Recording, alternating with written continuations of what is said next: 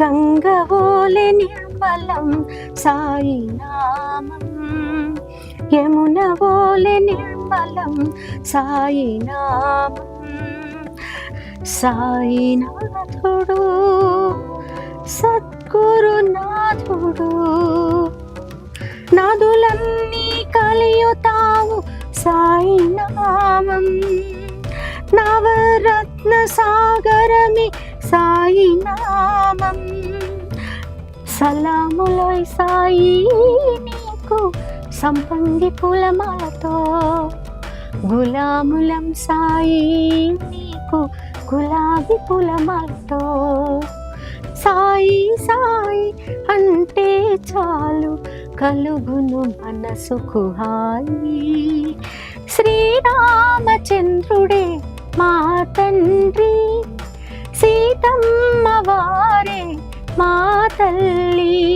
సాయి సాయి అంటే చాలు కలుగును మనసుకు హాయి. నమస్కారం, ఆంధ్రప్రభకు స్వాగతం. నేను తేజస్వి. ప్రతిసారి నేను బాబాకి సంబంధించిన భక్తుల్ని చాలా మందిని తీసుకొస్తూ ఉంటాను. వారందరూ కూడా వారి అనుభూతుల్ని పంచుకుంటూ ఉంటారు. అయితే ఈసారి ఫర్ ఏ చేంజ్ ఈరోజు మనకి బాబా సంకీర్తనలు కూడా మనం వినబోతూ ఉన్నాము. ప్రస్తుతం మనతో పాటు డాక్టర్ శశిశ్రీ మ్యామ్ ఉన్నారు. సంగీతం టీచర్ తను.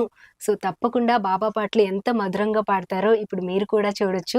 అలానే బాబాకి సంబంధించి మ్యామ్ యొక్క అనుభూతులు ఏ విధంగా ఉంటాయి అనేది కూడా తన మాటలో తెలుసుకుందాము. నమస్తే మ్యామ్. నమస్తే.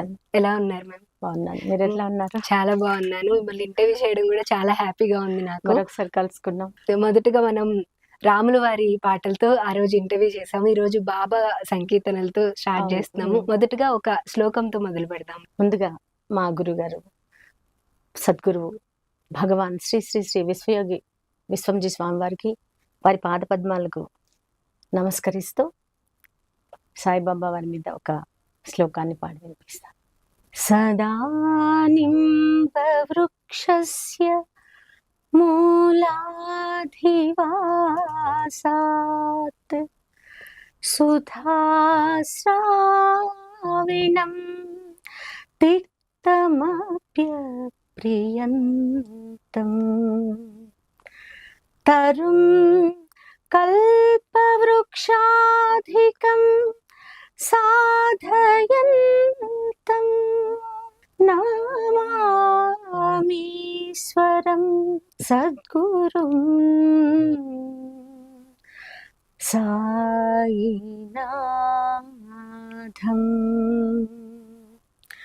నమామీశ్వరం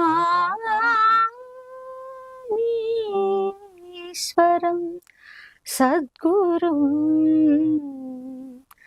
సాయినాథం. చాలా చక్కగా స్టార్ట్ చేశారు మ్యామ్. చక్కగా శుభసూచకంగా బాబా గారి శ్లోకంతో, అలానే మొదటగా సంకీర్తనతో కూడా ప్రారంభిస్తే బాగుంటుంది అనిపిస్తుంది. ముందుగా ఒక బాబా పాట. తప్పకుండా. ఎంతెంత దయనీది ఓ సాయి, ఎంతెంత దయనీది ఓ సాయి, నిన్ను ఏమని పొగడను సర్వాంతర్యామి.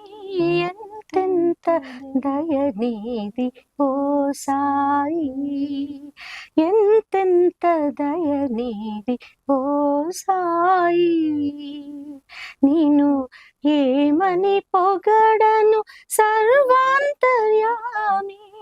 ఎంతెంత దయనీది ఓ సాయి.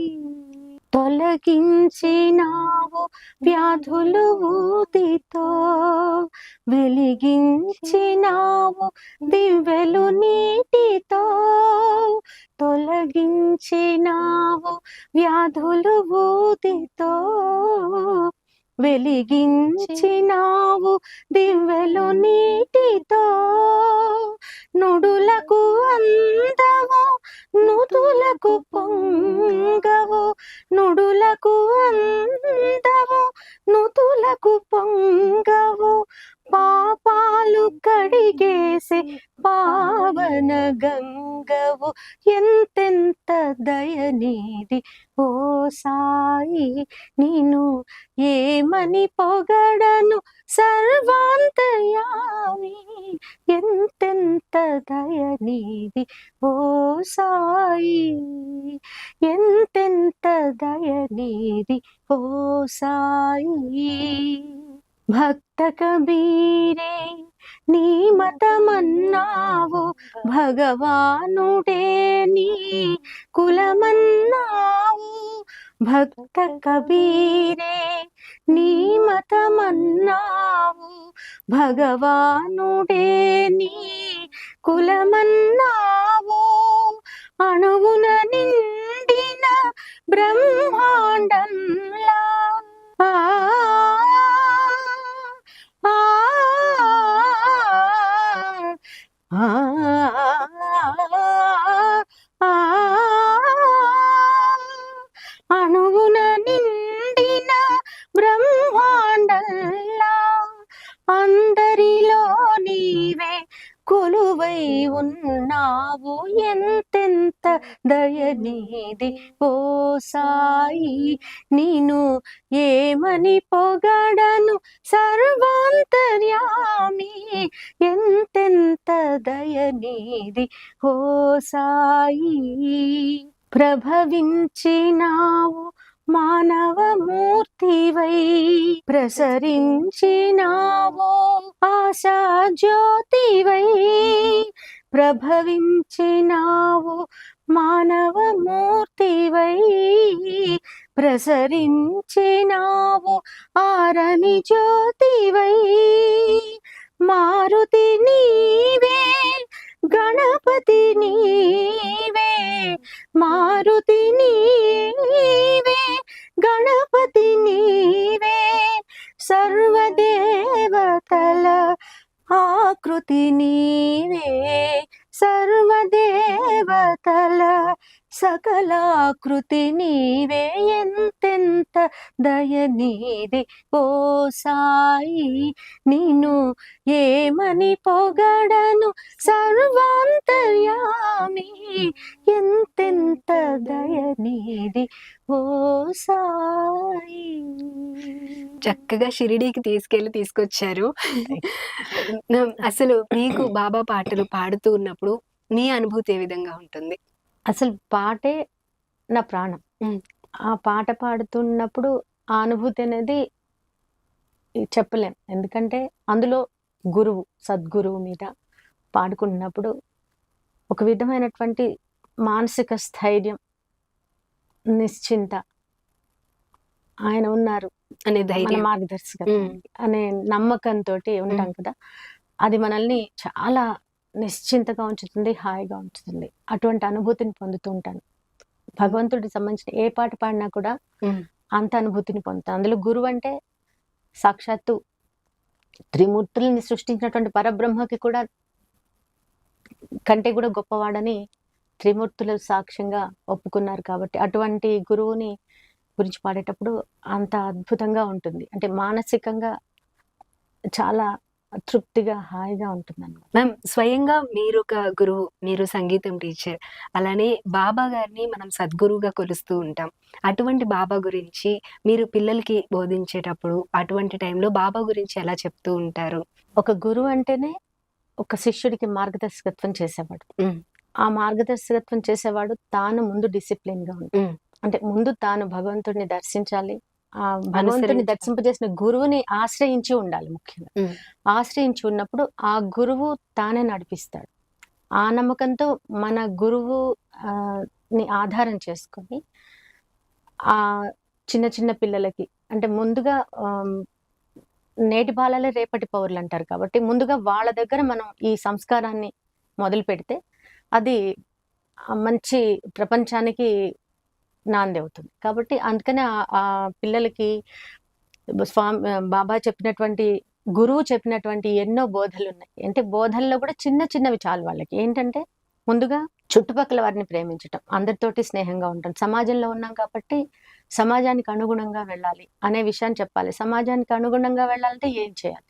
తన విషయంలో మాత్రం అప్పుడు వాళ్ళు చేసే పని ఏం చేయాలి, చదువుకోవడం అనేది వాళ్ళ మొదటి కర్తవ్యం. అవును. కాబట్టి ఆ చదువు వాళ్ళు చదువుకుంటేనే మిగిలిన ప్రపంచంలో వాళ్ళు ఒక స్థాయిలో నిలబడగలుగుతారు. కాబట్టి వాళ్ళకి ముందుగా క్రమశిక్షణ గురించి చెప్తాను. హ్మ్. అది కాకుండా స్వయంగా బాబా చెప్పారు ఏంటంటే శ్రద్ధ, సబూరి. ఈ 2 ఏంటంటే యమము, నియమము అని ఉంటాయి కదా హ్మ్. మనకి. అట్లానే ఇవి కూడా అన్నమాట. వాళ్ళకి శ్రద్ధ, సబూరి అంటే నథింగ్ బట్ డిసిప్లిన్. అంటే నువ్వు ఏ పని చేస్తున్నావో దాని పట్ల నిర్దిష్టమైనటువంటి ఒక నమ్మకం ఉండాలి. స్థిత ప్రజ్ఞత కావాలి. కాబట్టి దానికోసం వాళ్ళకి ముందుగా చుట్టూ ఉన్న ప్రపంచంతో ఎలా ఉండాలి, బ్రతకడానికి ఏం చేయాలి, అంటారు కదా కోటి విద్యలు కూటి కొరకి. హ్మ్. ముందుగా ఆకలి తీరిన వాడే ఏదైనా చేయాలి. కళ కావచ్చు, వృత్తి కావచ్చు, హ్మ్. తన బ్రతుకు కావచ్చు, ఏదైనా సరే ముందర కడుపు నిండాలి. కాబట్టి చుట్టూ ఉన్న ప్రాణుల్లో నన్ను చూడమన్నారు ఆయన. అవును. అది ముఖ్యంగా నాకు బాగా నచ్చుతుంది. ఎందుకంటే ఎన్ని దానాలు చేసినా అన్నదానం. అన్నదానం కంటే గొప్పది లేదు. చాలు అనేది అదొక్కటే. అవును. కడుపు నిండిన తర్వాత. నేను చూసాను బాబావారి టెంపుల్స్ లో అన్నదానం చేసేటప్పుడు అన్నం నోట్లో పెట్టినా తినలేకపోయేవాళ్ళు వాళ్ళు. అంటే అటువంటి దుస్థితిలో ఉన్నటువంటి కొంతమంది. ఛాలెంజ్డ్ అంటారు కదా మనం, హ్మ్. అలాంటి వాళ్ళని చూసాను నేను. అప్పుడు నాకు బాధ, ఎందుకే అన్నదానం పెట్టారు. ఈ పిట్టలు, జంతువులు, మూగజీవాలు ఉంటాయి, అవేవి హ్మ్. ఎక్కడ కూడా వాళ్ళు డిపాజిట్ చేసుకోవు. నాకు హ్మ్. రేపు ఈ ఆస్తి కావాలి, ఇంత అన్నం హ్మ్. కావాలి అది. సో వాటికి ఏ రోజుకి ఆ రోజు వెతుక్కోవడమే. హ్మ్. కాబట్టి వాటన్నిటికి కూడా ఆహారాన్ని అందిస్తూ నీటి ఆకలి దప్పికలు ముఖ్యంగా తీరుస్తూ జీవహింస చేయకుండా ఉండటం, ఇవి గనక నేర్పించామంటే ఖచ్చితంగా వాళ్ళు ఫ్యూచర్ లో డెఫినెట్ గా మంచి దారిలో. మంచి దారి నడుస్తూ పక్కన వాడి ఆకలి తీరుస్తారు. వాళ్ళు కొంత సమాజానికి ఉపయోగపడేలాగా ఉంటారు. అందుకని అది మాత్రమే చెప్తాను. ఈ 2 విషయాలు చెప్తూ ఉంటాను.